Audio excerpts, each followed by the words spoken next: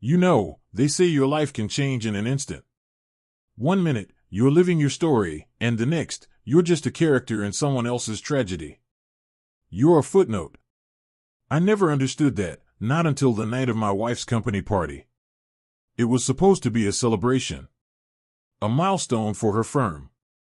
She'd spent weeks picking out her dress, a deep emerald green that made her eyes look like jewels.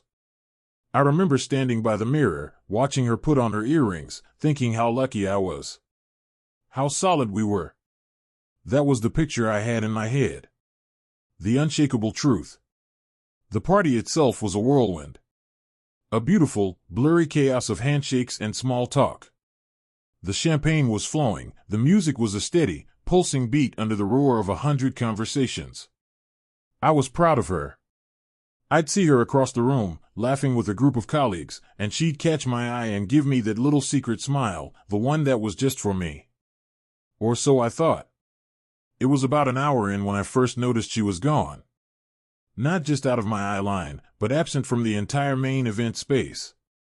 I circled the room once, then twice, making polite excuses, my smile starting to feel tight, painted on. I checked my phone. No messages. Maybe she'd gone to the restroom? Maybe she'd stepped outside for some air? That's when the first, tiny, almost imperceptible crack appeared in my perfect evening. A cold little drip of doubt. I asked a few of her coworkers if they'd seen her. "Oh, she was with Mark a minute ago," one of them said, waving a dismissive hand. Probably discussing the Henderson account. Mark was her senior partner. Charming, successful, the kind of guy who looked like he'd never had a hair out of place in his life. I nodded, trying to swallow the sudden, sour taste in my mouth. The Henderson account. Right. But the minutes kept ticking by. 5. Then 10. The laughter around me started to sound hollow, the music grating. My heart was no longer just beating, it was a dull, anxious thud against my ribs. Something was wrong. I could feel it in my gut, a primal, twisting knot. I decided to go looking. The main floor was all open plan, but I knew this hotel. We'd been here for a wedding a year before.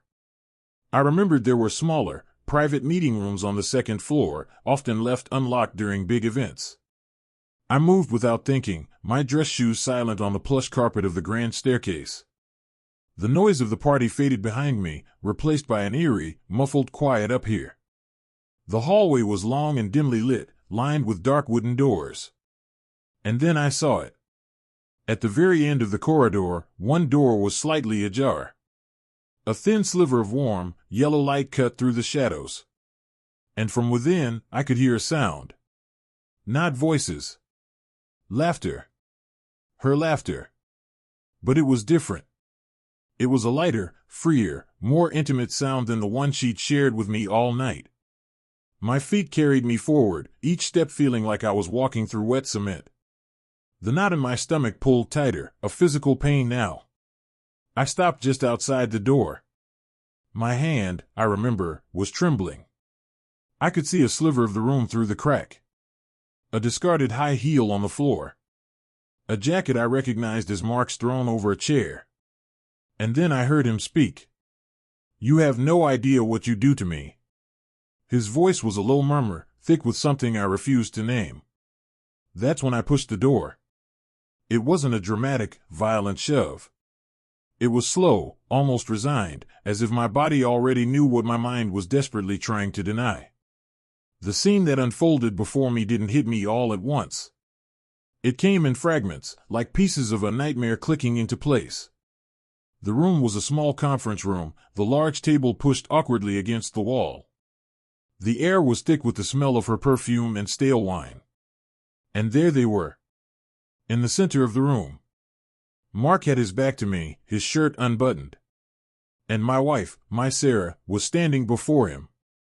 The emerald dress, the one I'd helped her zip up just a few hours ago, was a pool of silk at her feet. She was completely undressed. Her head was tilted back, her eyes closed, a smile on her face I had never seen before. It was a look of pure, unadulterated surrender. A look I thought was reserved only for our most private moments. Time didn't stop. It shattered. It broke into a million sharp, glittering pieces that seemed to hang in the air around us. The music from downstairs was a distant, mocking rhythm. I must have made a sound, a choked breath, because her eyes snapped open. The look on her face, it wasn't just guilt. It was a total, utter annihilation of everything we were. It was the death of our marriage, right there in her wide, horrified eyes. Her mouth opened, but no sound came out. Mark turned, and his face morphed from surprise to a kind of panicked arrogance. I didn't say a word. What was there to say? Every promise, every I love you, every shared dream we'd ever had died in that room. I just looked at her, at the stranger standing in my wife's skin, and I took it all in. The shame on her face, the defensive posture of the man beside her, the cruel, intimate tableau they made. And then, I turned around. I walked out of that room, back down the long, silent hallway, down the stairs. I walked right through the laughing, dancing crowd at the party, a ghost moving through a world that no longer made sense. I walked out the front door and into the cool night air. I got into my car, and I just sat there, in the deafening silence, the image of what I had seen burned onto the back of my eyelids forever. That was the moment the picture shattered. That was the instant my life changed. And I was left with nothing but the silence, and the chilling, absolute knowledge that the person you trust most in the world can become a complete stranger in the blink of an eye.